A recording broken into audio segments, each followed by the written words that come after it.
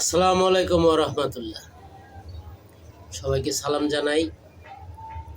তর্কে আর যেতে চাই না, শুধু এইটুকু বলবো যে সচেতন জীবনযাপন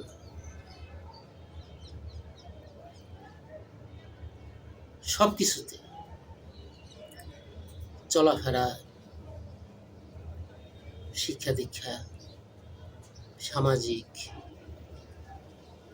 বর্তমানে যেই যুগ, এই যুগে যদি সচেতনভাবে সবাই চলাফেরা করি, সব কিছুতেই যদি জীবনযাপনের সব কিছুতেই যদি সচেতন থাকি, তাহলে সুন্দর ভবিষ্যৎ কামনা করা সম্ভব এবং প্রজন্মের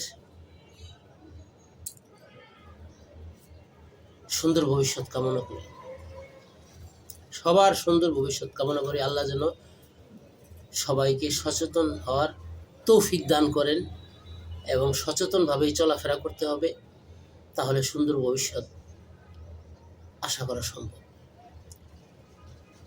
তো আমি সবার সুন্দর ভবিষ্যৎ কামনা করি।